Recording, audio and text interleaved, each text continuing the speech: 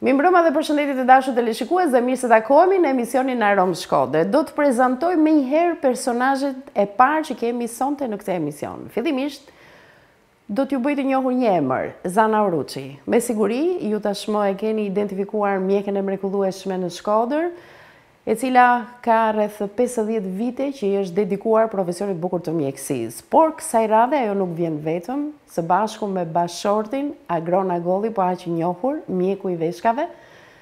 Është një çift perfekt, të cilët e kanë nisur jetën e tyre përmes sakrificave të shumta, pastaj kanë dedikime dhe peripeci nga më të ndryshme gjatë profesionit të tyre, duke kaluar në të dy sistemet.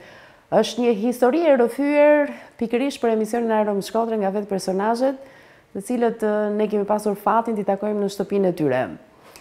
Sjellim figurën profesionale të këtyre mjekëve të mrekullueshëm, por edhe anën njerëzore, pasi ata janë njëherësh edhe prindër, janë edhe bashortë të mrekullueshëm që kanë ditur të ndërtojnë një marrëdhënie perfekte mes tyre dhe sot e kësaj dite, edhe pse kanë kaluar rreth 50 vite që i shërbejnë shëndetit të qytetarëve shkodran, por edhe më gjerë, ata bojnë sërish një jetë aktive. Por cila është kjo jetë, le ta prezantojmë përmes një reportazhi të plot në emisionin AROME SHKODRE.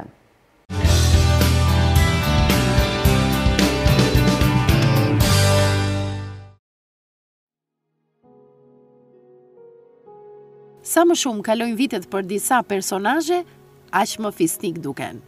Pesha viteve nuk u ka ulur ritmin e jetës.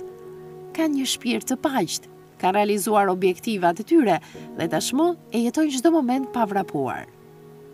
Pak nostalgji dhe pak dëshirë për të bërë plane të vogla. Është kënaqësi për ne të prezantojmë mjekët e mrekullueshëm, Agron Agolli dhe Zana Oruçi, të cilët që prej gjysmë shekulli vazhdojnë t'i japin më të mirën e tyre shëndetësisë shqiptare. Kemë përshtypjen që kur shkojmë në familje mjekësh, të gjithë gëzojnë shëndet të plotë. Është e vërtet kjo? Mirë. Mirë është, a? Mirë është. Sepse ekziston kujdesi më i mirë edhe për familjarët, sot ju gjejmë vetëm juve në këtë qetësi, në këtë kopsh jashtëzakonisht të bukur. Në familje për momentin kush mungon? 2 vajzat, të cilët janë të martuara jashtë shtetit. Nipat edhe mesat dhe ndurt. Emrat e vajzave? Nilda dhe Eri. Nilda dhe Eri, të cilët janë martuar, jetojnë në Francë të dyja. Sa nipa dhe mbesa janë bërë? Na kena 4 nipa, mesa 3 nipa e një mes. E një mes. Kjo mesa duhet pak më shumë se nipat apo? Deri diku edhe po. 2 vajzat e çiftit Agolli jetojnë e punojnë në Francë. Malli ndaj tyre shuhet 1 apo 2 herë në vit kur takohen, nga vizitat e vazhdueshme. Tashmë nipi i madh di shqip, kurse të tjerët janë në mësimet e para. Por le të kthehemi tek jeta profesionale që kanë bërë Agroni dhe Zana. Reputacioni i tyre në qytetin e Shkodrës është i madh. Kanë mjekuar me qindra pacientë dhe vazhdojnë ende të jenë aktiv në profesionin e tyre. Unë kam 49 vjet, tash e kam vënë muajin mars që kam filluar punën.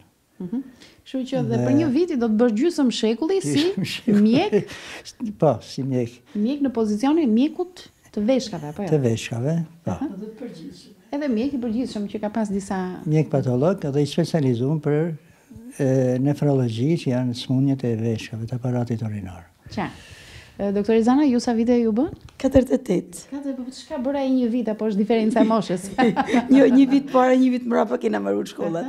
Një vit diferencë nga një tjetër. 48 vite që vazhdoni si mjeke në cilën repart? Otorino, repartin e Otorinos. Sot jemi privat të 2. Si çdo profesion pas së cilit lidhesh e më pas edhe përkushtohesh, ka një piknisje për këdo. Jo, kjo ka qenë një dëshirë e imja qysh në veçëli dhe më është rrënjos edhe në influencën e dëshirës së prindve, sidomos të gjyshes time, e cila për çudi qysh i vogël më thotë ti do të bësh mjek. U edukua dhe u rrit në një familje intelektuale. Babai Menduhi ishte profesor në gjimnazin 28 nëntori, kurse nëna Minirja nënpunëse në Muzeun Popullor të qytetit. Agroni shkollën fillore e mbaroi tek Vojokushi, 7 vjeçaren te Ndremjeda dhe të mesmen te 29 nëntori. Këtu ai do të dallohej si një nxënës me rezultate të shkëlqyera. Në kujtesën e tij do të mbeten të paharueshëm profesorët Shuaib Trashani, Tomordani, Kadrije Kopliku e të tjerë. Dëshira për të bërë mjek e kishte shoqëruar gjatë gjithë rritjes së tij. Kjo bëri që të refuzonte të drejtën e studimit në një profesion tjetër, në një universitet të Kinës, gjë që solli reagimin e shoqërisë, e cila e konsideronte fat nëse shkolloheshe jashtë vendit. Do të bëj mjek dhe kjo gjë nuk do të ndryshonte. Babai e la kur ishte 4 vjeç dhe kështu humbi edhe një mbështetje të fortë në jetë. Në fisin e tij nuk shënohej ndonjë rast tjetër kur ndonjë afërm të ketë qenë mjek. Kurse për Zanën, në përzgjedhjen e këtij profesioni ndikoi rrethi familjar dhe miqtë shumë që vinin në shtëpinë e prindërve të saj. Në shtëpinë time unë kam pas një shans sepse baba ka pas shumë miq mjek. Mik të vjetër të Shkodrës, doktor Karagjozin, doktor Mborjen, doktor Todin e Naraqin, doktor Koplikun, edhe ato ishin një pjesë e kohës që edhe ka kalu me ta. Dhe kishte një respekt pa pam, dhe dëshira për të bërë mjeke sigurisht ishte prindvet, po dhe e jemja në përmes transmitimit të mendimeve dhe të ideve.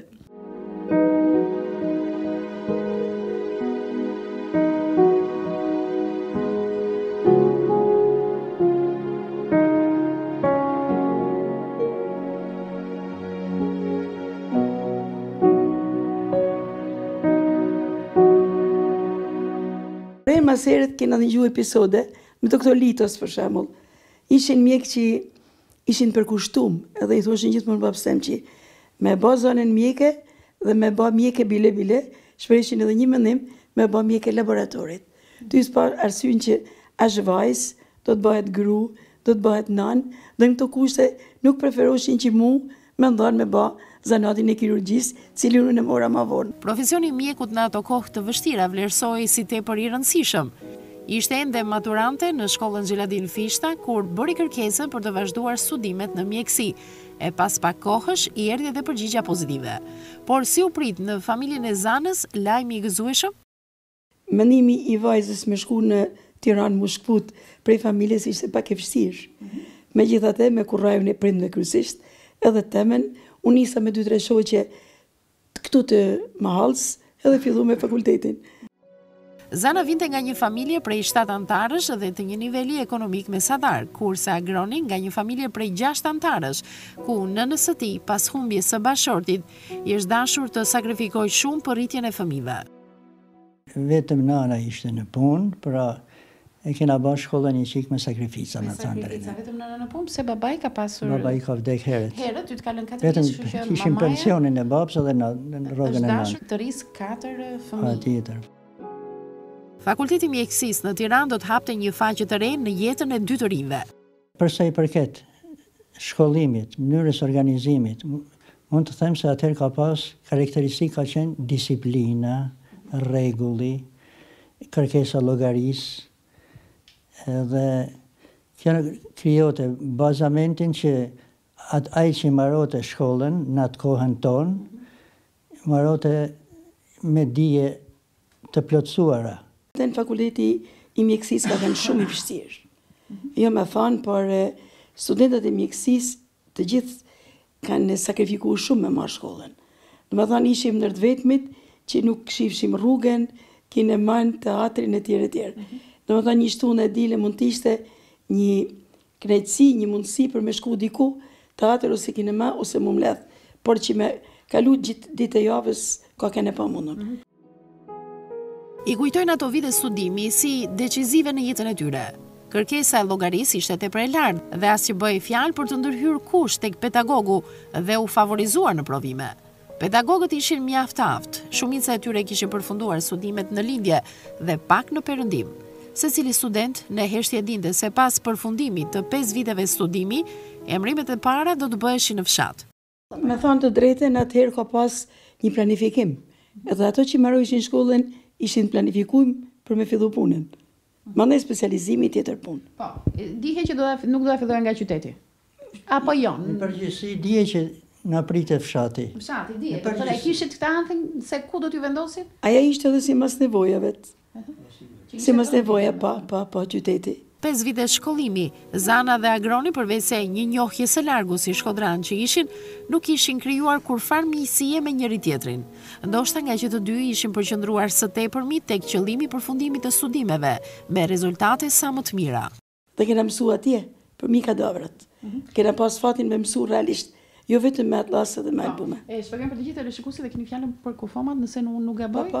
Te kufomat. Po te kufomat.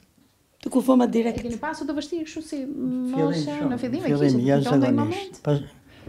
Në fillim shumë, me thënë drejtën, 2-3 muajt e para, pastaj gradualisht mësohet njëri, ambientohesh. Shumë vështirë për arsye se ne ishim rritë edhe në për shtëpi, në fakt edhe gjithmonë ideja vdekjes edhe kqyrjes një kufome edhe në vdekje, fëmia shërgu gjithmonë. Dhe ishim 3. Takimi par ishte me kontaktu kush që pse ndodhet këto. E dytë ishin ndarë në pjesë trupit, ishte diçka shumë e vështirë. Një ndër lëndët më të vështira konsideroi anatomia, ku aty ngeleshin në provim rreth 50% e studentëve. Ne na u bë salla e autopsisë e morgut, se morgi kena thënë, ne na u bë si pjesë e jetës atje. Ko bova ki dhe më shku më angër buk, mjene në anë, e tjetri me pa kufomen. Sepse na kena punu shumë, të ngenë që në fakultetin e mjekësisë në kohën teme, e të agronit kanë hyrë ndoshta 200 studenta dhe kanë marrë 100. Ishte koha kur leksionet merreshin në dispensa dhe nuk ishte libra të mirëfill të mjekësisë.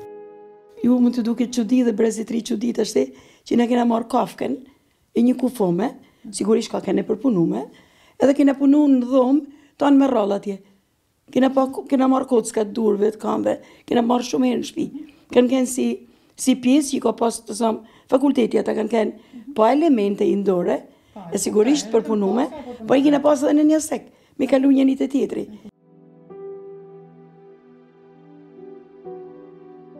Atëherë punoi shumë në praktik. Asimilimi vetëm i anës teorike ishte i pamjaftueshëm. Dhe pas etheve të provimeve do të vinte radha atyre të emërimeve. Agroni ishte në zbor, atëherë kur studentët bënin vetëm 6 muaj shërbimi ushtarak dhe i erdhi emërimi për në tropoj. Unë deri diku ishe i përgatitur që do të punoje diku në periferi, se ishe pak a shumë si rregull në atë kohë. Por se tropoja më duk pak larg, zona që kishte Shkodra. Më duk pak larg se nuk e kishe pa kurrë rreth. Kisha një gjuhë që është zonë e vështirë, zonë e largët, me çfarë vendi të tropojë se ekonomi të ulët, në lokalitetin e Pacit, i cili është në kufi me Gjakovën. Po. Tani ti për të shkuar deri atje, sa orë bëje?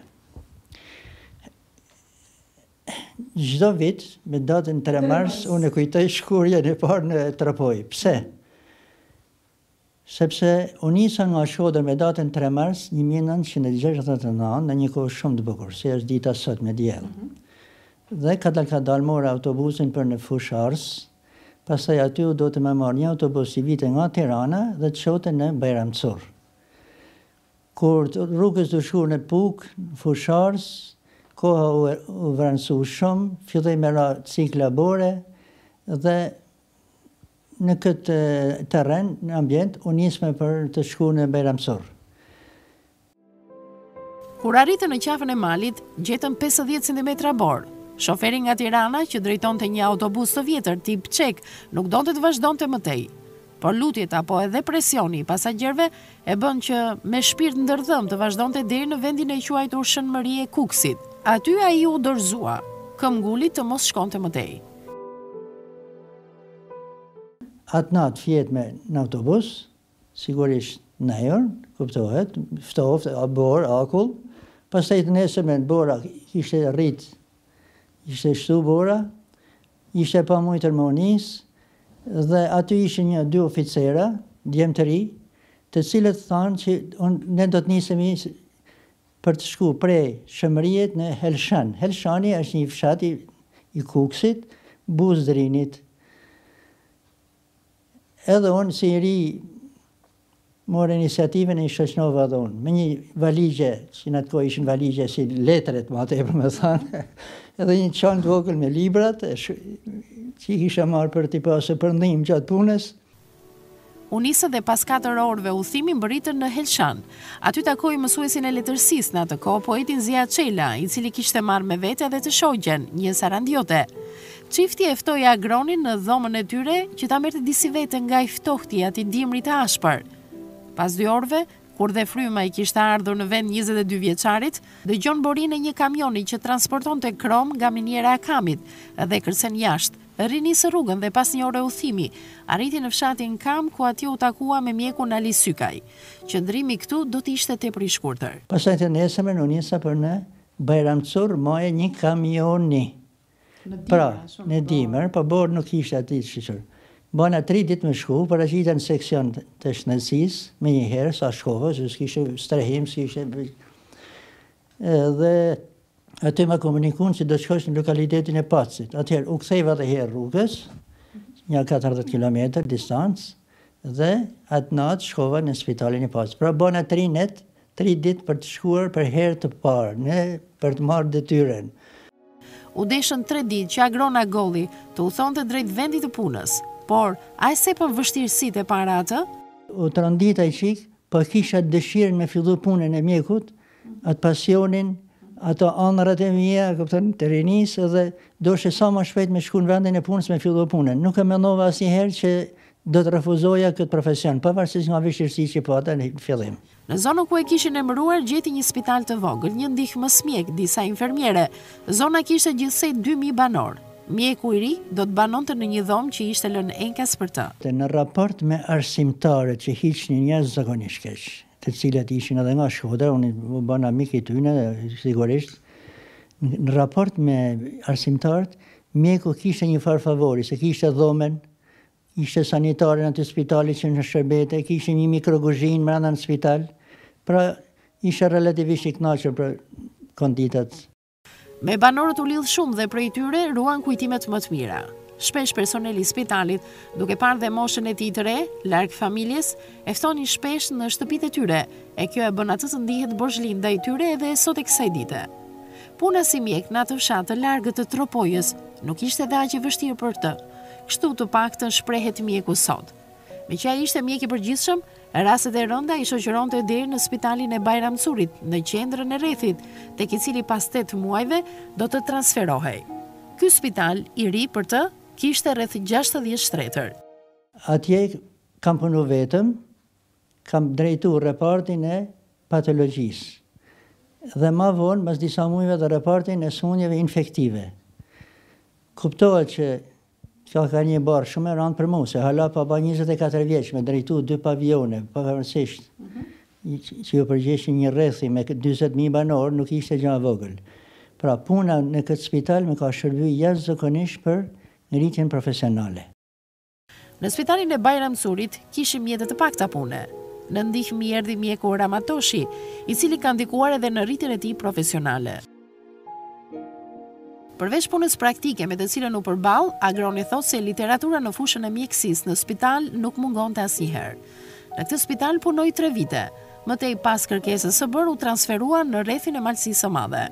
Por le të ndalemi pak tek emërimi i parë i mjekes Zana Uruçi. Kena marru me 29 qershor të 1969. Me datën 1 korrik, ka ardhur kurrieri në shtëpi të unë edhe të 4 shokët e mi që kena marru me një kohë dhe na ka pru letrat mu paraqit në spital. Kishte nevoja. Ku? Në cili spital? Spitalin e madh, spitali civil, kështu e quajt. Pra me njëherë nga studimet në Shkodër? Me një korrik të 69 kam fillu punën, unë me gjithë kolegët e mi, shokët e mi. Ka ndo pak xhelozi mes jush, sepse ju pas keni uthuar shumë në atë zorë të Tropojës, ndërsa ju pas keni ardhur në çik kështu. Si veshka dhe muajin e parë. Po, dhe muajin e parë të korrikut nuk kam e harru kurrë, sepse na kishin vu nga 7 roje. Mu me gjithë shoqen time të ngushtë, Liliana Plani, e cila sot ndodhet në Itali, edhe ishim sapo dalur nga bankat e shkollës. Edhe pse ishin studente të sapo dala nga bankat e universitetit, u përballën me një fluks të madh pune, të paktën 7 herë në muaj. Ato ishin mjekë roje. Zana i kujton fillimet tepër të vështira, pasi përvoja mungonte dhe pranë rojeve nuk ishte mjek të vjetër në detyrë. Të paktën ndryshe nga agroni, ajo emrimin e parë e pati në qytet. Kështu që me të vërtet ka qenë, si mund të thoni ju tash, qytet, po ka qenë shumë vështirë fillimi. Të bashkëroje 7 roje brenda muajit të parë, masi marrën fakultetit, sa do mirë të kesh marru absolutisht i pa përgatitur me praktike. Në ditën e vijim, pak nga pak, Zana filloi të përvetësonte profesionin falë kujdesit të stafit të mjekëve në atë kohë. Unë për ulem me respekt para kujtimit tyne, se na banë me mësu, ne kishim dëshirën, për ta kishim nga dishmërin. Nuk ka nullë ky fenomen që ne mos me na animu. Ka pas një kolegjalitet dhe një marrëdhënie shumë mirë mes trive të tjetërve. Në spital në ato vite ishin ngritur një sër repartesh, patologjia, kirurgjia, pediatria e të tjerë. Të thonë drejtën, ka pas një përgjegjësi mendoj më të madhe.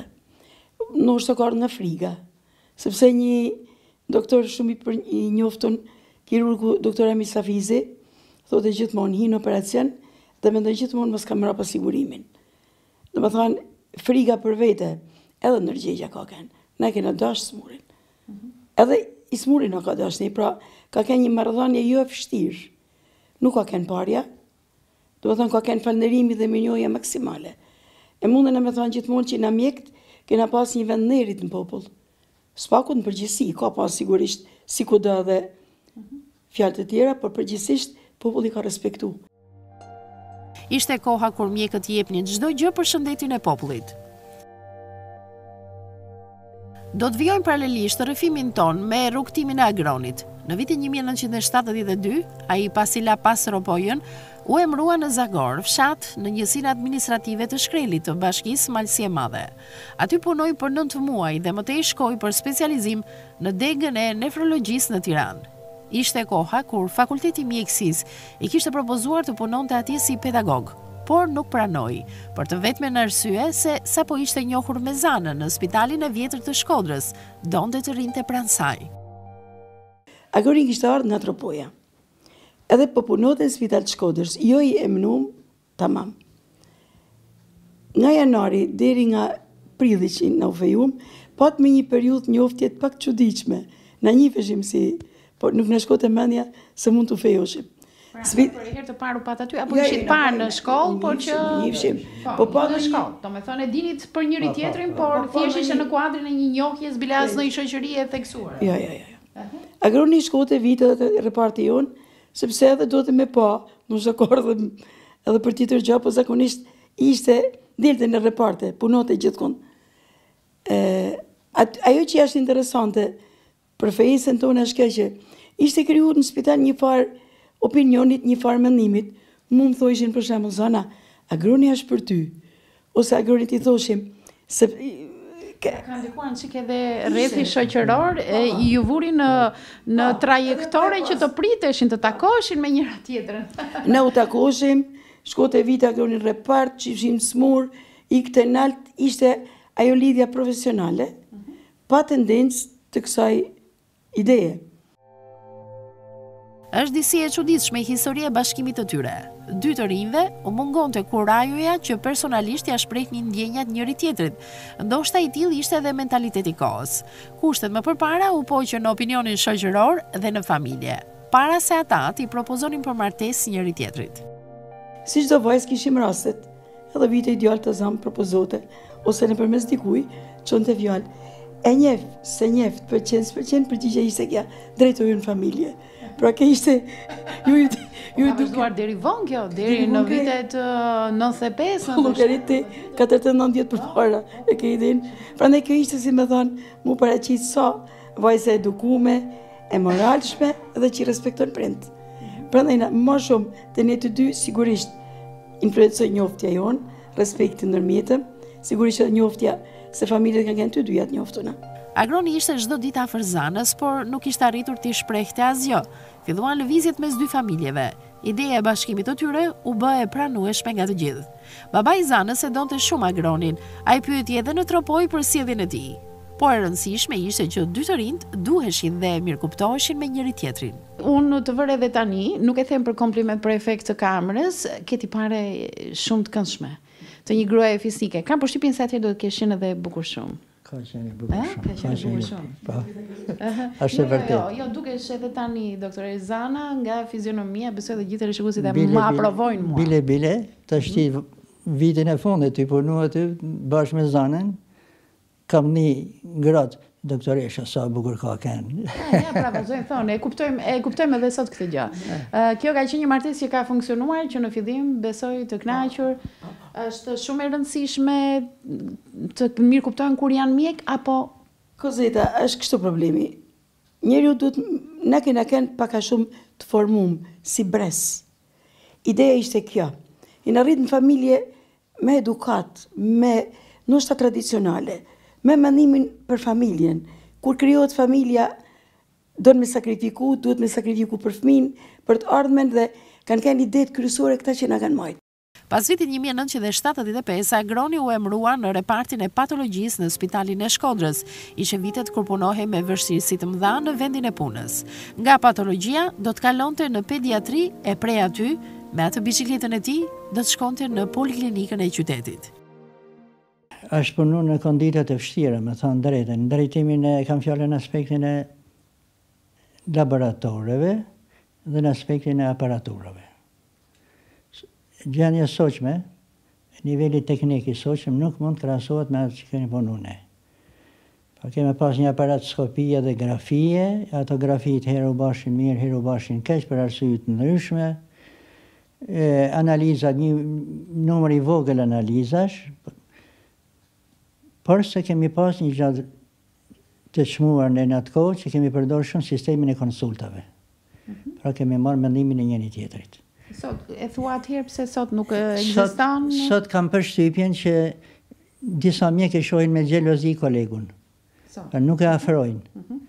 Ndoshta dojnë me largu, me marrë çmurin veç për vete, me njek për vete. Pra, edhe më sa kam dëgjuar nga disa çmur, nuk po them gjithë. Dalin pak kënaqur sepse thonë nuk na mboni kërkosh një konsult. Ajo që Agroni dhe Zana e vën disa herë në dukje në bisedë është fakti se dikur funksiononte konsulta. Por një pacient mjekët konsultoheshin mes tyre me qëllim që të merrte mjekimin e duhur, ndryshe nga sa ndodh sot. Dikur nuk kishte nevojë që mjekët i thërisje nga shtëpia, por një smur sepse ata ishin gjithmonë prezent. Ishte tepër i rëndësishëm formimi profesional i gjithë secilit. Biblioteka e qytetit gjithmonë furnizoi me botime të reja në fushën e shëndetësisë dhe vazhdimisht lexonim për të mësuar gjëra të reja, shprehet Zana. Nade u thoshte ka vdek ky, ka vdek ai mirë. Drejtori krijote grupin, e thotë të shkonin në morg. Bëhet autopsia, atje të delshin të llojet e problemeve. Mas vdekjes u bëhet analiza vdekjes, ku ka kanë gabimi.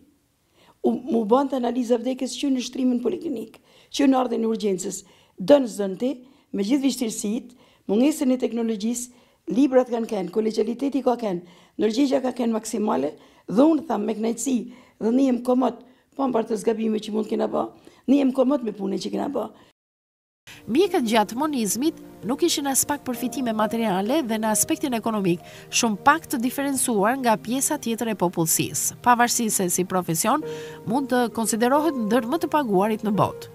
Çifti Agolli patën vështirësi të mëdha për t'u pajisur me shtëpi. Ju në atë kohë ishin dhe kirurge njëkohësisht, dhe ju me veshka që pothuajse 50% e popullatës është me veshka, dhe ju jetonit në një hyri pallati, domethënë. Ne herë s'kena pas hiç. U martu me të vjerra, atë ishim 4 kunor. Bëmi ju thonë ju sot ju merr gazi, këta të rritë se besojnë hiç atë punë, për me marrë apartamentin, më është me shku me balutit e sekretari parë. Edhe pse ishit mjek në pozicione të rëndësishme? Nuk kishte. S'kishte, bile ke ishte privilegj. Që na u ba, atë na u dha shtëpia, o de kuzhinë. Edhe kështu e filluam. Për dhomë kuzhinë, familjar që erdhën dhe fëmijët mbrapa dhe u bët veti 4 në dhomë kuzhinë. Pa. Dhomë kuzhinë. Natyrshëm lim pyetja se a ka pasur korrupsion në shëndetësi para viteve 90? Të them sinqerisht që nuk më mend që ndonjë mjek, supozojmë kirurg, se ishin 6-7 kirurg atë kohë, të jetë paguar nga ndonjë smur. Absolutisht. Sigurisht ka kanë edhe friga, po me të gjithë ishte bën ndërgjegjve. Ishte ndërgjegje. Domethënë as nuk ishte hyrë kjo frym. Domethënë fryma jon ishte aknetësia madhe kur delte mirë. Kur ishte shëru, kur na falënderojshin pa mas, kur fliqin fjalë më të mira, domethënë ajo ishte ajo kohë, ai mentalitet ishte për ne, ka kanë mirë ose keq. Nuk dim se si mund të trajtojmë, por nuk kanë këta probleme. 49 vite në shërbim të shëndetësisë për çiftin Agolli nuk kanë qenë të lehta, bile as atëherë kur në vitet 90 ndodhi tranzicioni i madh, sistemet u ndërruan me dhunë e gjakderdhje. Zana thotë se çdo intelektual i çfarëdo fushë që ishte e pati kuptuar se ai sistem që ishte nuk bënte më. Ai u mbështet tek sakrificat dhe vuajtjet e njerëzve tanë.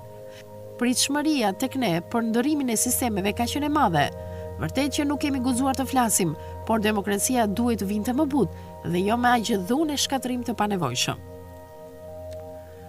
Spitali i Shkodrës u kthye në dëshmitarin e fatalitetit të marrëzisë njerëzore. Me dhjetra të plagosur i drejtoheshin çdo ditë atij. Që reparti kirurgjisë ka qenë më i ngarkuar, shumë i ngarkuar.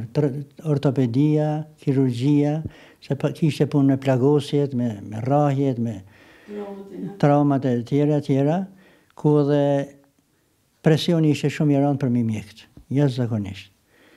Edhe në pavionin tonë, në patologji, ka pas raste sharjesh, presionesh, kërcënimesh, po ju bajmë, po ju hedhim nga dritarje, po ju vrasim, po ju bajmë, por se për fatmirë nuk kena pas në rast tragjik. Kurse në kirurgji, siç mund ta dini edhe ju, pa të raste që dhe mjekun e kërcënon edhe vran, është një fatalitet i vërtetë. Në pamundësi tjetër transporti, Agroni çdo ditë bënte rrugën me biçikletë për të shkuar në punë, mes krismave të armëve. Ishte viti 1997, kur në orën 6 pasdite u dëgjuan krismat e para pranë godinës së divizionit në Shkodër, e pozicionuar përballë spitalit.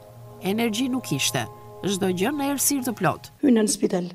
Hynë spital të reparti jem, gjej një djalë 18 vjeç, ishte hyjt plumi në qafë.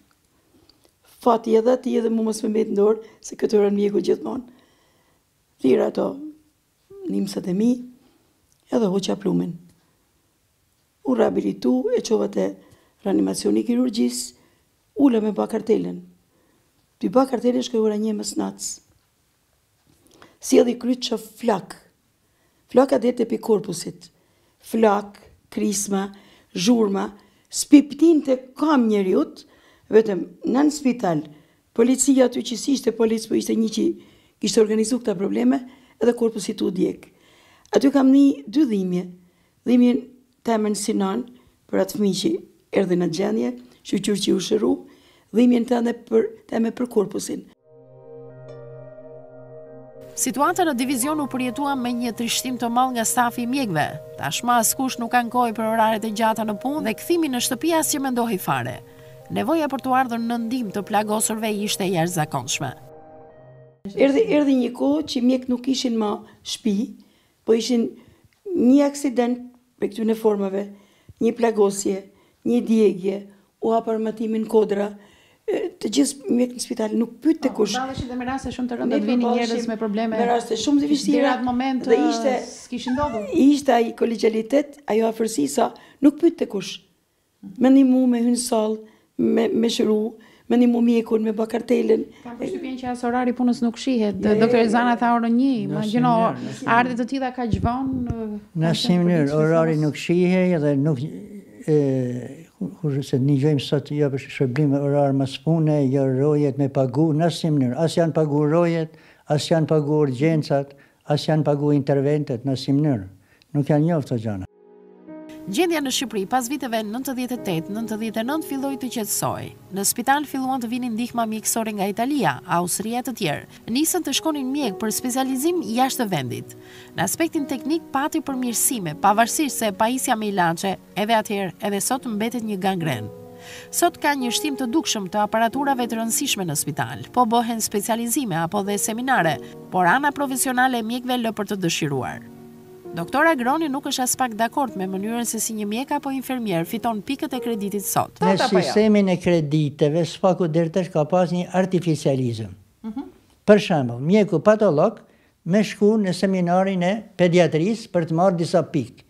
Ose në seminarin e ortopedisë, pra ka pas janë artificiale. Unë për veti nuk kam qenë dakord me asë sistem në mënyrë marrje krediti. Me shku falso. Se s'po thëmë gjana tjera qesharake pasaj. Formalizma pa fund. Nuk po thëmë gjana tjera qesharake, me kënë seminari, me fillu në ora 11, e përfundon në ora 2, me orë turma mjekve, me orë në ora 2 pa i qerek.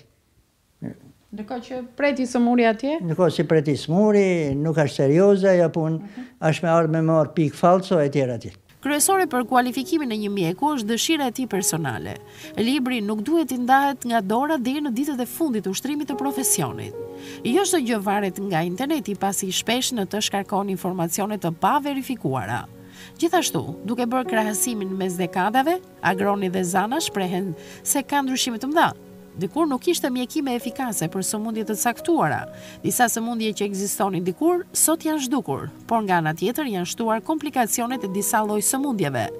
Për ushqim bio sot as që bëhet fjalë. Ka sasi, por nuk ka cilësi në atë që ushqehemi çdo ditë. Lidhur me pyetjen se përse disa pacient i drejtohen Tiranës dhe i largojnë spitalit të Shkodrës, doktoresh Zana shprehet. Tu ka shumë të bëj faktori pares. Edhe janë persona që në i vrejmë për ditë këtu, por që janë krejt vogla, të pa përfillshme. Jo me thanë, po kategoria e jonë para orës me të mi dhe sigurisht mas me jetë, janë mjek që i din me diagnostiku jeshtë zakonisht mirë, me mjeku jeshtë zakonisht mirë dhe nuk ka nevoj të kapin spitalet e Tiranës. Për e që ma tepër, kur atje kanë arrit shumë amaramendëse të pareve. Ma për gjanat vogla që i kena ba po asilo i gjajet, të është i shkoj një vend në një tjetër. Duket sa është e parja që nuk ka fillu në njërë të regullt, që je probabilitet, x-i të y-it, mos më ardhë me konsultu atë gjatë që na kena ditë dhe edhim shumë herë ma mirë se disa të ri. Nga ana tjetër mjekët tanë e pranojnë faktin se në Spitalin Rajonal të Shkodrës mungojnë disa mjek specialistë dhe kjo është një arsye se përse i drejtohemi Tiranës.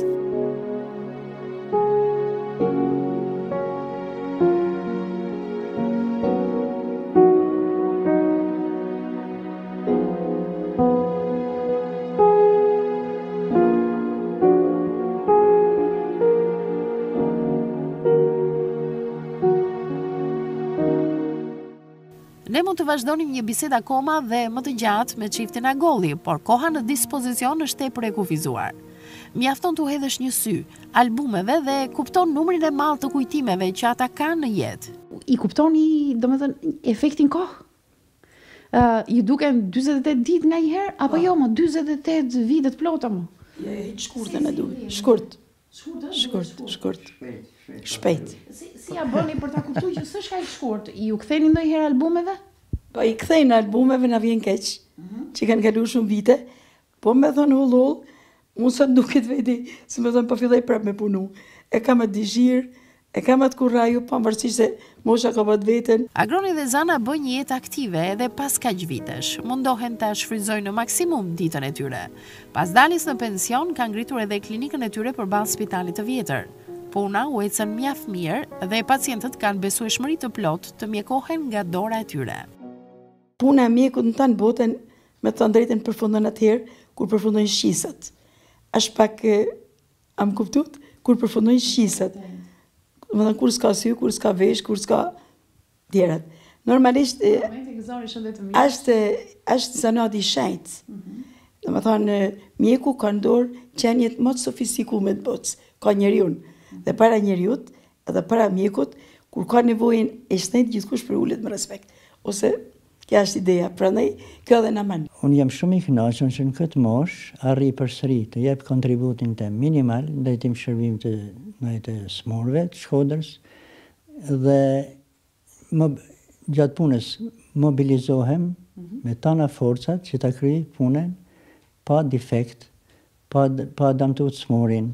Mundohem që t'ja kryej punën smurit sa më shpejt, pa sorollatje, pa kosto ekonomike, pa damtuar sigurisht të smurin. Kam kënaqësi të veçantë kur smurët përmirësohen, më duket sikur me moshja sensibilitet këndshmëri ka dhe më madhe.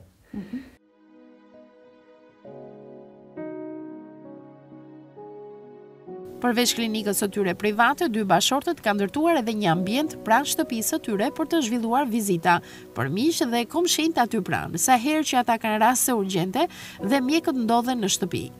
Janë natyra shumë humane dhe të papërtueshme.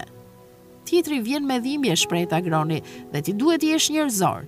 I tillë është ky profesion, do përkushtim, por edhe zemër të madhe. E megjithatë, Zana dhe Agroni gjejnë kohë për të bërë edhe pushime. Dikur në spital organizoheshin me kolektivin dhe bënin ekskursione në qytete të ndryshme të Shqipërisë, kurse sot kanë një rreth më të ngushtë miq dhe lëvizin shpesh në Ulqin, Podgoricë, Kosovë, Kroaci e të tjerë. Shpesh udhtojnë edhe drejt Francës, ku jetojnë dy vajzat me familjet e tyre. Të dy mjekët komunikojnë mjaft mirë në gjuhën frënge. Vajzat tuaja tashmë janë në Francë, aty kanë krijuar familjet e tyre, janë martuar, e thamë edhe në fillim që janë 3 nipa dhe 1 mbes, ndonjëra mjeke? Asnjëra nuk ka mjeke, sepse është kjo punë. Ata kanë jetu me prind në kondita të vështira. Ai nefrolog I parë, me abortet se nuk e diskutume, me gratë që vdisnin një mas një, se nuk ishte leju aborti atëherë, me mu me urgjenca, me fëmijë e me trupat ujë, me kanë ardhur shumë herë në roje edhe në spital. 3-4 orë ka majt aty. Morën një frymëzim të mirë se kanë pasur vështirësitë e prindërve. Ekonomiste, tjetra juriste. Të kanë marrua atje. Kanë marruar në Francë, janë stabilizuar në madhe, ka shku qysh 19 vjeqe. Emri I saj? Anilda Golli. Anilda, dhe vajza dytë emri? Eriona. Eriona, pra Anilda është ekonomiste? Po, kjo është juriste. Kjo është juriste? Po. Punojnë pavarësisht se ndodhen në Francë, nuk bën jetën, po themi të një emigranti që lufton për mbijetesë. Jo, ato janë stabilizuar, janë në profilin në atë aspekt, e madhja ka 24 vjet. Që ka shku. Ka shku qysh studente, bani edhe maturën atje për me hy në një fakultet dufin që quhet, është normal prestigjist ekonomik, po ekonomik prej nivelit Grand Écolit, marrë atje dhe ty kanë studente u njoh me një francez.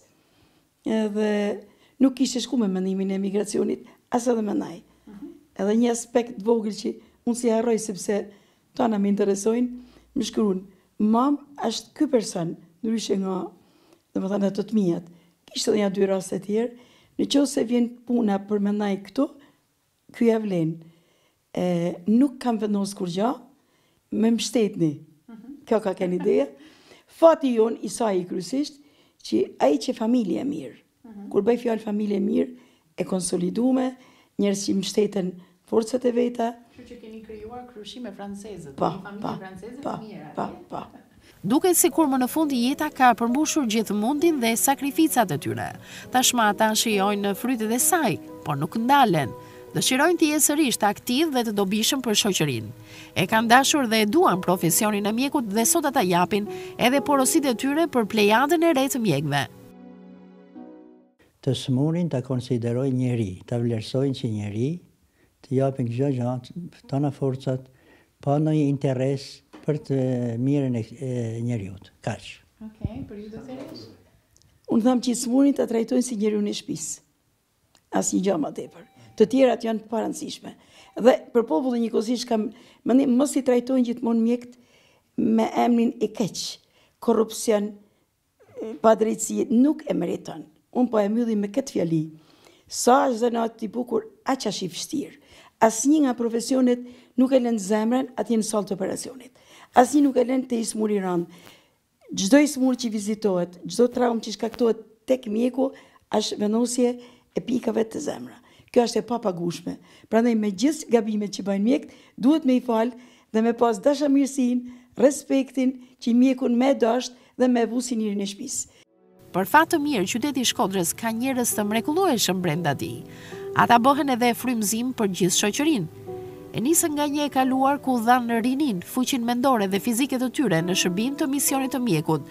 Dhe ja sot, e gjitha kjo I fisikëron ata, I bën gjithmonë të dashur, mbetur përherë në kujtesën e brezave.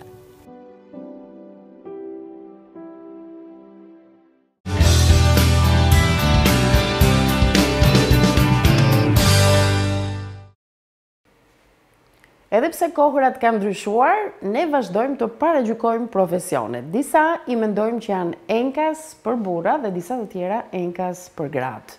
Por gjithmonë ka ato risit ku gratë zgjedhin të bëjnë profesionet e burrave, siç do t'i quanim ne, dhe e kundërta. Nganjëherë këto nuk janë zgjedhje, por nganjëherë janë detyrime që vijnë për shkak të rrethanave. Dhe një rast I tillë është edhe në familjen Gjoni. Besën, I cili rregullon motorët në qytetin e Shkodrës, besoj njihni të gjithë, por ai ka zgjedhur që aktivitetin e tij ta alternoj punën me bashorten. Ajo quhet Loreta. Ëndra e saj gjithmonë ka qenë të bëhet parokjere, edhe mundësisht të kishte një butik ku të tregtonte. Por rrethana familjare kanë detyruar atë që t'i bashkohet bashortit dhe të dy së bashku të fillojnë dhe të riparojnë defektet e ndryshme. Në fillim ajo bënte gjëra të thjeshta, por tashmë që nga viti 2004, Loreta arrin të riparoj mjaft defekte që juve nuk do t'ju shkonte mendja kur se një grua mund t'i bënte. Le të ndiqim reportazhin.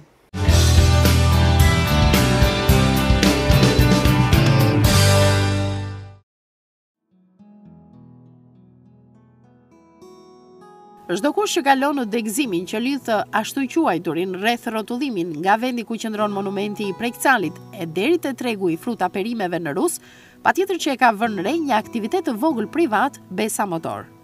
Ajo që të tërheq vëmendjen këtu nuk është thjesht puna e shumë që bëhet, por një grua e cila i është përveshur punës, ashtu si bashorti i saj Besiku. Gruaja quhet Loreta Gjoni dhe ka qenë në vitin 2004 që po i bëhet mbështetje të shoqit duke qenë aktive dhe e zonja për riparimin e mjaft defekteve. Por para se të kalojmë tek detajet dhe të shohim kurrëshjen e teleshikuesve se si ka mundësi një grua t'ja ketë marrë kaq mirë dorën një profesioni të ashtu quajtur vetëm për burra, le të njihemi pak me familjen Gjoni. Në Shkodër keni fituar një reputacion mjaft mirë, ka persona që sa herë që kanë një problem me motorin e tyre, ku do shkojmë te Besa, do me thonë vërtitet emri në qytetin e Shkodrës dhe ke fituar ata autoritetin që pak pika e kanë. Ndihesh pak krenar për këtë gjë apo jo? Po, të është dihet e puna forcon. Po si e ke fituar këtë emër ti? Vetëm me punë. Edhe kohë se ka të madh se e ka pas gjyshi baba. Kështu që është një traditë që ka kaluar deri tek ti. I treti brez që vazhdoi. Tani ti kur thua i treti mendoj unë, pse dhe gjysh është marrë me motora? Gjysh në kohë Italisë, po. Që në kohë Italisë. Emri gjyshit tënd? Giovanni e ka pas shumë në Përkdhelë, po John e ka pas. Po pse e kishte në Përkdhelë, ka pas. Nga që ka punu në Itali e ka marrë. Gjoni Gjyshi i Besikut u përzjodh në grupin e 300 ushtarëve shqiptar që do të shkonin në shërbim të gardës mbretërore të Vitore Emanuelit gjatë luftës së dytë botërore. Gjoni ishte lindur dhe rritur në Zadrim dhe vajtja në Itali e përballi me një realitet krejtësisht ndryshe nga ai në të cilin kishte jetuar deri atëherë. Gjatë qëndrimit atje, mësoi më mirë profesionin e mekanikut, të cilin më pas e ushtroi me kthimin dhe pasi nuk mund të qëndronte larg familjes së tij. Pas viteve 1946, do të niste dhe burgosja e tij për shkak të së kaluarës, por për fat të mirë, nëse do e quanim kështu, nuk bëri më shumë se 8 vite gjysmë burg të mbledhura së bashku. Kaq që apasionuar ishte Gjoni pas motorëve, sa të gjithë habiteshin me të. Na kena ndaj pa hangër për me pas një motor. Kaq dëshirë e madhe ka qenë gjyshit për të pasur një motor, ë? Dihet e apo? Po si e siguroj në Zadrim një motor? Atëherë besoj duke qenë shumë i kohës. Dhe sa ka kushtuar një motor i tillë e çfarë marke është? Në kohën e Verhojës 90.000 lekë kena blej. 90.000 lekë është bler atëherë, 90.000 lekë bënte një shtëpi me sa kam dëgjuar unë. Me kaq pasion i madh ka qenë i gjyshit për të pajisur me motor? Çfarë më thonë, është smundje motori. Smundje, gjyshi ka qenë shumë i infektuar nga pasioni për motor.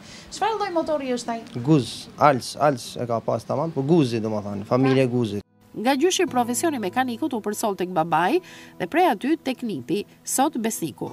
Besa thot se më përpara rregullonte motorët e kooperativës, të pak në numër, dhe vetëm në vitin 2000 hapi dyqanin e tij të parë. Atëherë kur sapo ishte kthyer pas 15 muajve emigracion në Athinë të Greqisë, ku dhe perfeksionoi akoma më shumë profesionin e mekanikut. Dikur shihnim me çudi motorët e parë që filluan të hynin pas viteve 90 në Shkodër. Tani përballemi me një mori modelesh, thot Besa. Për fat të mirë, puna ecën mbar dhe në Shkodër.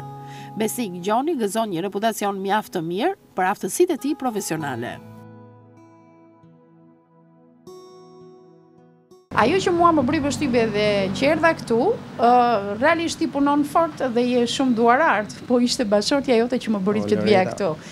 Më bëri vështirë që një femër të merret me këtë lloj profesioni që për ne shqiptarët na duket sigurisht përket burrave.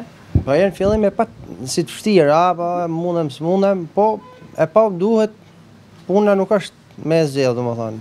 Çat vinë me punu nuk është ne problem. Ka qenë këmbgulja jote që t'ja mësoje apo jo e pata jote arsyeshme që duhet ta niste? Infektimin e ka marrë qysh se ka ardhe unë. Po fillimin e ka bën 2004, domethënë me vetë dëshirën e vet ka punu. Që e njohin të ndonjëja, dihet.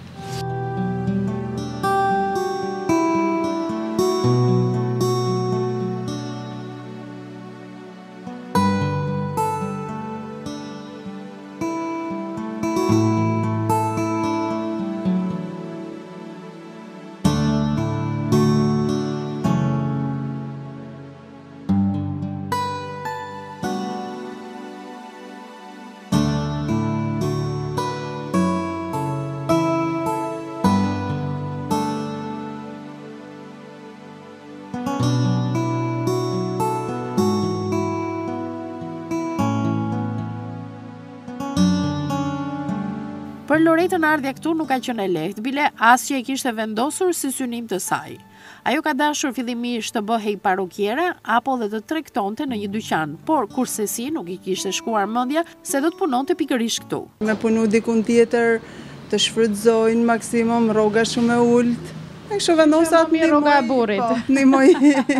nimoj bashortin, normal vedin. Ka qenë vendimi i marrë disi me vështirësi, sepse ndoshta ke ndruar të bësh diçka tjetër. Për shembull, po mos ishte kjo punë, çfarë do të doje ti si Loret që të bëje? Që do të ishte përshtatur? Se di, ndoshta parrukiere ose ndonjë biznes në butik. Po, që mund të ishte ndoshta më afër natyrës femrore. Por ti ishe nga ato gra që the unë nuk rri në shtëpi, kot, përderisa puna tjetër nuk është se ishte gati. Edhe bashorti kishte nevojë për një njeri të besuar që mu marrë me dyqanin. Se në fillim unë kam fillu me dyqanin. Domethënë, jam marrë me shitjet, me porosinat e mallit, me produktin e vendosur në mënyrë komode në raftet e një dyqani. Por nga i komoditet të ka ardhur këtu direkt, me grason, me mjetet e ftofta, do thoja bobo, se si ti ngëllon kështu, si armë e ftofta. Ashtu duket, po mësohesh.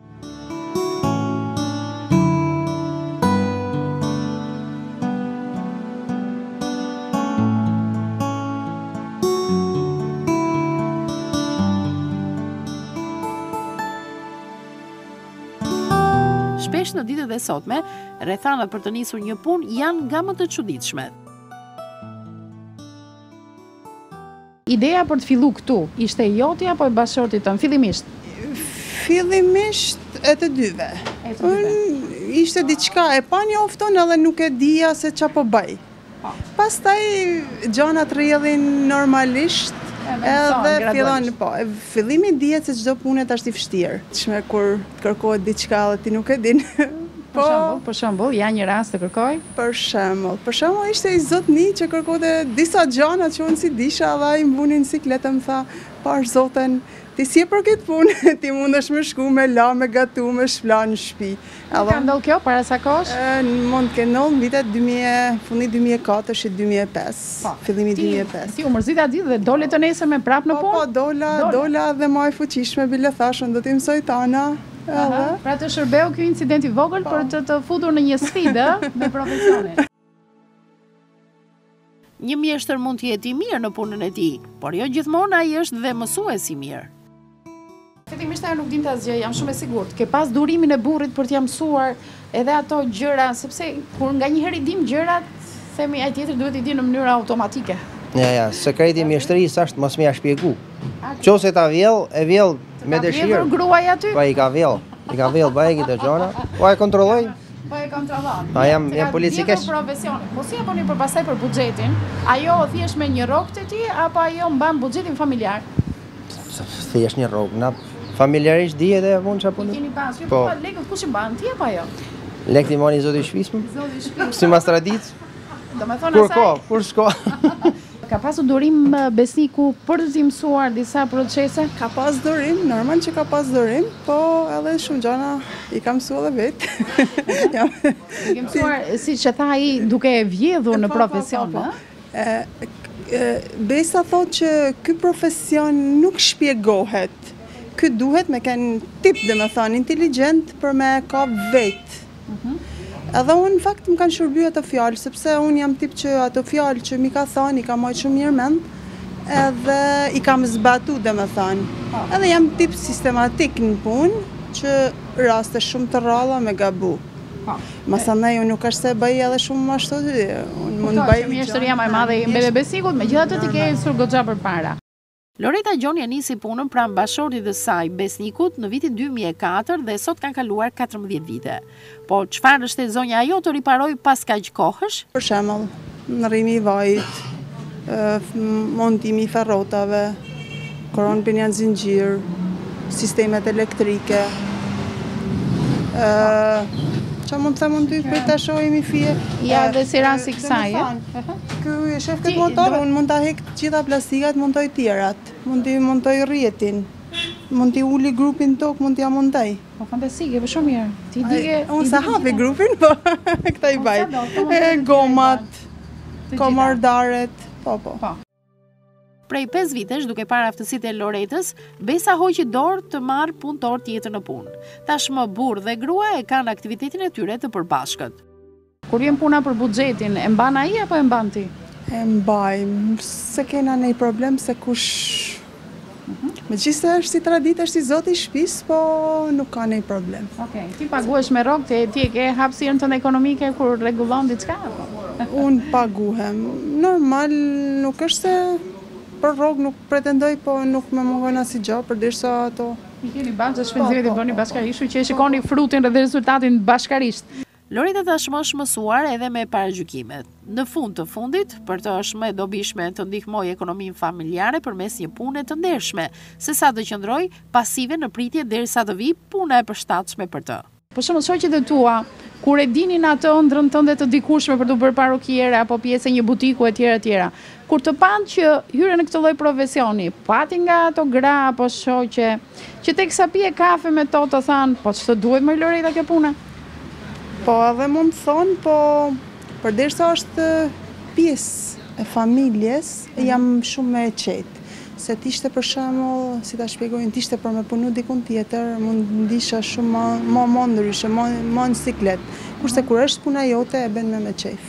Duke që puna këtu nuk mbaron asnjëherë dhe që koha e lirë në dispozicion është e prekufizuar. Nëse dyqani do të mbyllet për shumë ditë, ekziston rreziku që klientët të largohen, shprehet shifti gjoni. Loreta punon me orare të kufizuar në oficinë, nëse do i quanim kështu. Edhe pse ka në duar mjete të forta, kujdese që të mos i dëmtoj duart e saj. Të shoh që mban doreza dhe kujdesesh për veten dhe më vjen mirë për këtë. Po, i mbaj për arsye durve, por megjithëse hajt herë pas here dhe i harroj, ishte shumë e vështirë në fakt. Me i majt, po nga që Besa insistote si mbaj, po ai nuk i hek asnjëherë, i ban gjitha punë, megjithëse unë disa punë nuk është se mund t'i baj me doreza, po tani u mësova më shumë. Fillova i gjeta edhe të përshtatshme, sepse janë numra shumë të mëdha, po fillova gjeta edhe të vogla. Të përshtatshme për dorën tënde dhe tani të kujdesesh dhe pak dhe për anën po quaj femërore dhe po më vjen mirë që ka kujdesi i Besës që të ta të mbash doreza. Në aktivitetin privat, familja Gjoni ka përfshirë edhe djalin e tyre, ndërsa vajza mendon të vazhdoj studime në logopedi, një profesion që e ka dashur gjithmonë. Jeta për këtë familje ka një rrjedh normale dhe tashmë absolutisht nuk kanë komplekset e një profesioni që përqafohet vetëm nga burrat. Edhe gratë mund të jenë mekanike të mira të motorëve. Ka shumë gra që vendosen rrethanat si të tuat. Mi po, sigur stepen se thonë, jo po çfarë do thot bota, jo po kjo, jo po ajo. Çfarë këshille i jep ti për të gjitha ato gra që i kanë aftësitë ashtu si ti, po që qëndrojnë disi të rezervuara?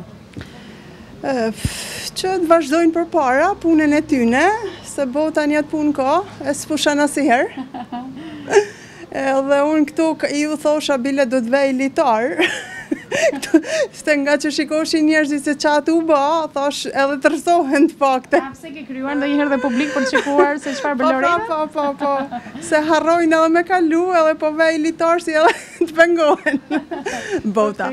Po këtu jena një vend që në shkajton jeta të një që thot bota. Po ecni o njerëz para se bota një të punë ka, derisa të lollet, edhe ju kalan normalisht. Edhe botës. Loreta, unë kam një respekt jashtëzakonshëm dhe shpresoj që gjithë teleshikuesit teksa të kanë parë duke rregulluar gjërat, duke folur me këtë butësim femërore, se i mendojnë që femrat që bëjnë këto punët e meshkujve, sigur janë kështu, tegra. Jo, Loreta është modeli i gruas ëmbël, edhe shumë simpatike. Unë të uroj shumë suksese në këtë gjë. Unë e di që ti e bën për mbështetjen e ekonomisë familjare, por nga ana tjetër, dashur pa dashur, merr dhe atë kënaqësinë që ke rregullon diçka edhe ndihesh mirë ku klienti mbetet i kënaqur dhe nga dora jote.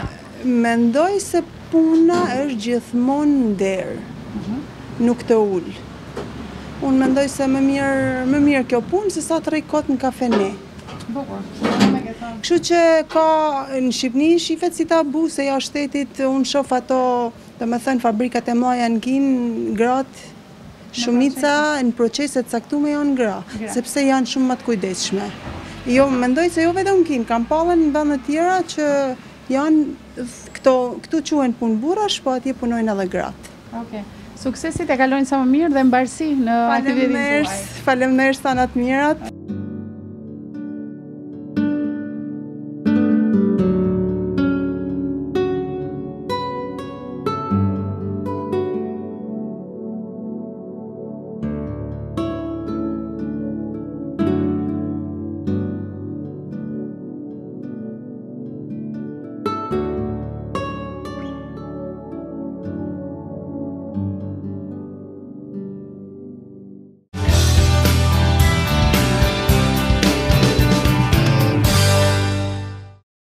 Në jetën tonë të përditshme, zakonisht përqendrohemi te ata persona me të cilët ose na lidh afeksioni ose na lidhin interesat e ndryshëm.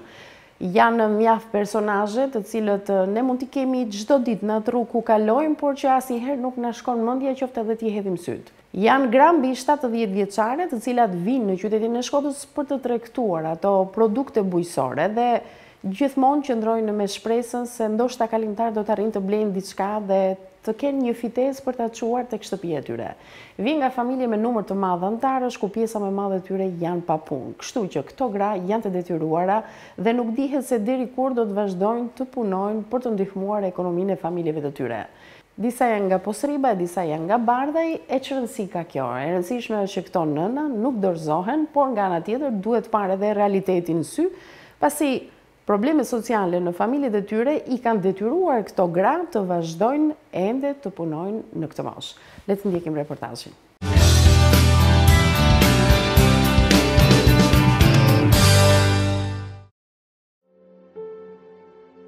Identifikohen lehtësisht nga veshjet e krahinës së tyre.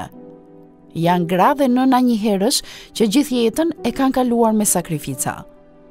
Tashmë edhe në këtë moshë, u duhet sërish të ndihmojnë ekonominë e familjeve të tyre, duke sjellë këtu prodhime bujqësore ose blegtorale, të cilat më së shumti i bëjnë vetë.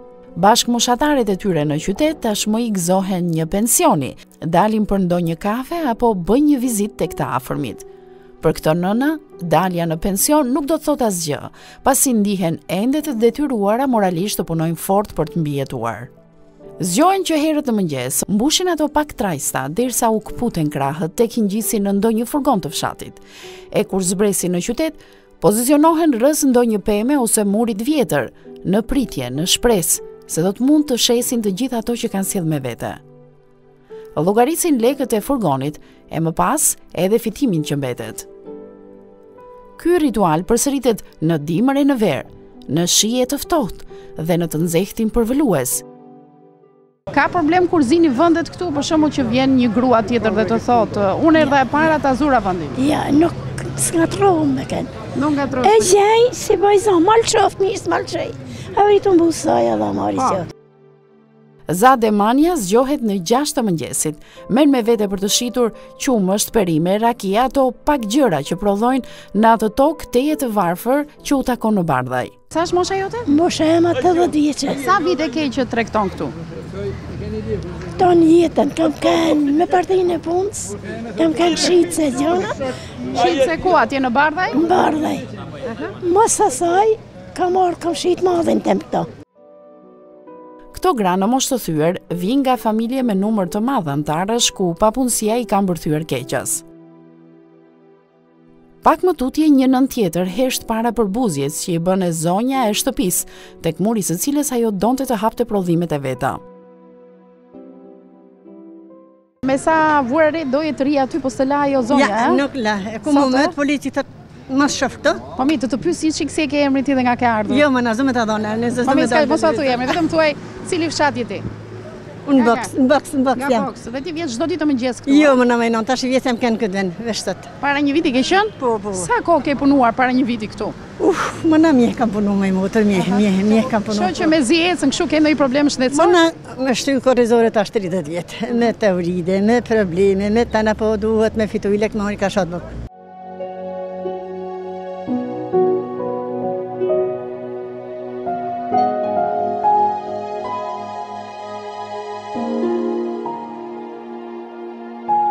Ka një lloj të drejtë ajo para shtëpisë ti tregtojnë apo Ja, nuk ka drejtë, asaj para shtëpisë, për shkak në fol drejtë, nuk ka.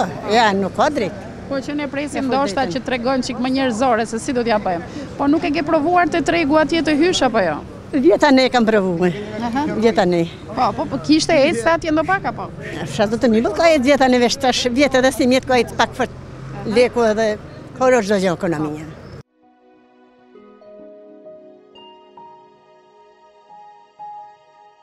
Edhe pse dëbohen disa herë, nuk kanë ku shkojnë. Fitesa që marrin nuk u lejon të bëhen pjesë e një tregu me pagesë mujore, nuk kanë me si ta paguajnë. Kështu që ngjeshen mbas mureve të shtëpive në mëshirën e inatit të pronarëve të tyre. Sa vite jeni në familje juve? Jam me 3 edhe nipin, kam 4 vjet se mesat I kam martuar. Po, kush ka tjetër rrogë në familje që si Jo, pasha nonën në shtëpi veç me tokën djalin. Vetëm me tokën djali, ë? Vetëm me tokën djali. Që jetojnë gjithë frymë të tjera në familje. Gjithë edhe pasha isen sa shit si mjet. Pasi ti ke një vit që nuk vjen këtu, arsye shëndetësore jesh. Arsye shëndetësore dhe s'mundem me pezullu dhe policia nuk len ço këto çote, na dana më ka shot, ku më shku, ku më met. Nën Bedria duket më e fortë se të tjerat. Ka diçka burrërore në sjelljen e saj. Vështirësitë e jetës ja kanë imponuar këtë sjellje. O nëna, Henon. nga je? Prej Posripet. Nga Posripa, çfarë vendi Posripës? Nga Boks, po. Po e fortë më dukesh. E fort jam boll më sa me zit dalito. Ashtu, ë? Po. Sa vjeç je? Unë 71. Si ke emrin ti? Bedrije. Kush? Spahia. Sa vite jeni në familjen tuaj? 6. 6 veta. Sa veta punojnë nga ata 6 veta? Vetëm unë si jam me pension. Po të tjerët? Tjerët me hongër, qyrin gjyshen kur shkoj shtëpi. A, po pse, s'ke ndonjë djalë fuqishëm? Një fuqishëm a djali me ndërtimin, po s'ka punë. S'ka punë, ë?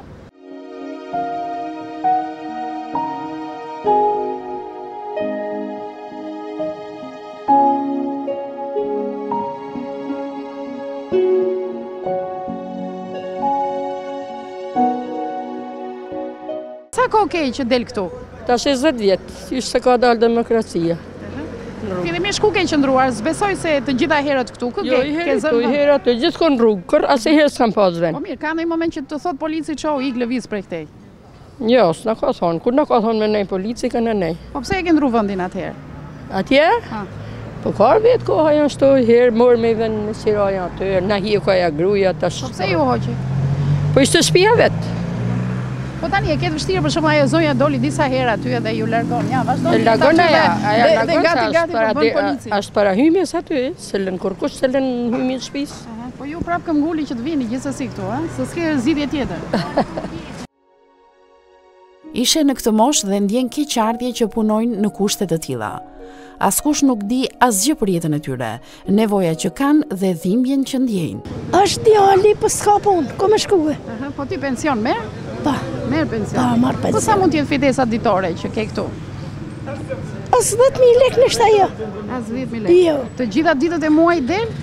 Po dalë me shkura shije, borsi, nuk mund e zëvësis. Ti të thua, unë jam 71 vjeçe, ke punuar gjithë jetën, prap je këtu te trotuari, qa mendon për veten? Qa mendon për veten? Qa ka me menu me mledh janë ta 2 lekë pensionit me qu për drita për ujë, se janë ti pagua faferta, qa I dojnë asaj.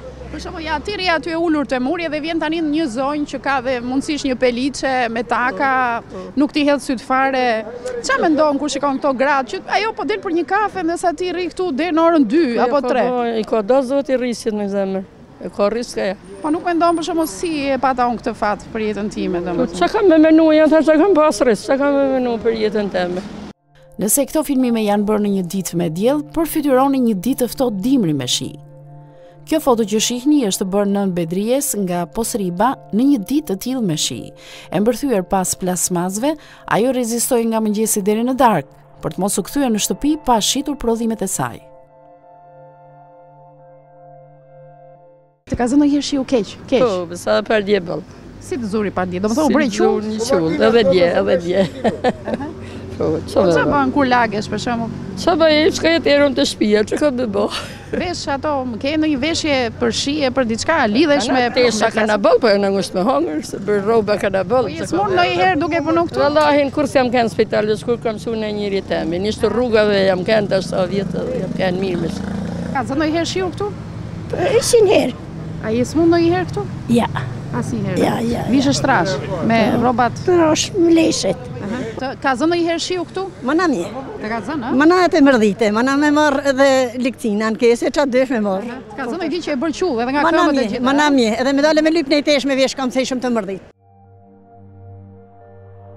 Nëna mbi 70 vjeçare që nuk kanë kohën, por duke sikur kanë pranuar në heshtje fatin e tyre. Por deri kur do të vazhdojnë ato të zbatojnë me strishtimit këtë ritual të përditshëm të mundimeve të tyre? Edhe sa do vazhdosh? Deri se të blonë zotë si të majnë ta kam, më dalë me punu. Me një mund djallit e fëmijëve, kam djallin bash. Kom ja zjetë punën ati.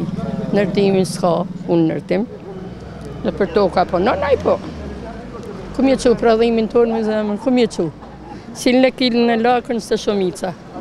Sa e sheti këtë? Unë është 200 lek. 200 lek. Po.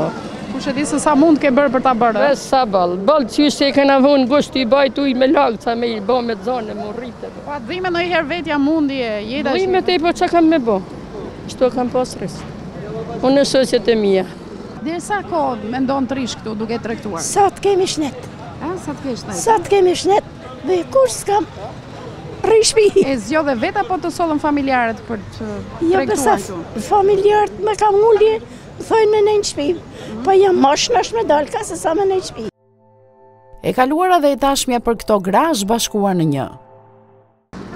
Në rritna me partinë e punës, me vujtje. Qa punë e ke bërë atë? Kur në kooperativa, që kam bojnë i qilë të ratan, në albilesi shumë ka herë me fëmijën e mi, se dele janë dhe lija, thash më shumë kam vonë më në shteja e pisha se ati vonë janë dhe lija në Tiranë, ta që dhe bërë, të në kanë shkullë sa ka dalë demokracia. Dhe tani ke një pension, sa shkon pensioni jo? 120 kam. 120, po që ato e ke gjithmonë për ushqim. Me pi. Për fat të mirë, pas ke shëndet mirë dhe nuk shkoka për ilaçe. Jo, ilaçe s'kam për zotë. Janë nënat të sakrificës, do bënin gjithçka për familjet e tyre deri në frymën e fundit. Por nga ana tjetër janë qenie të pafajshme të këtij sistemi në të cilin jetojmë. Fëmijët e tyre nuk dalin dot nga papunësia, asgjë nuk ofrohet për ta. E si rrjedhoj, sërmundimi bëhet i përditshëm. Një realitet që vret këdo, edhe atë që nesër do të jetë në moshën e tyre.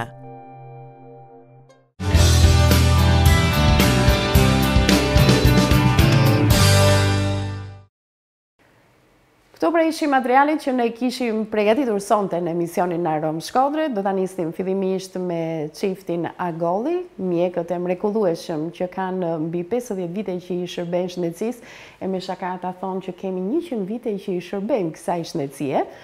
Kemi vazhduar më pas me Loreta Gjoni, gruaja, e cila ka thyer para gjykimet dhe po merr më së miri profesionin e mekanikes së asaj që riparon motorët, defektet në motor. Kemi vazhduar me materialin e tretë, që ishin gratë mbi 70 vjeçare që janë të detyruara të tregtojnë diku në rrugicat e qytetit të Shkodrës produktet e tyre blegtorale apo bujësore. Këto ishin materialet që kishim përgatitur për sonte. Unë ju falenderoj që vazhdoni dhe na ndiqni rregullisht në transmetimet tona dhe ne po vazhdojmë me të tjera surpriza që do të transmetohen të mërkurën e ardhshme në ekranin e TV1 Channel. Bashkë natën e mirë.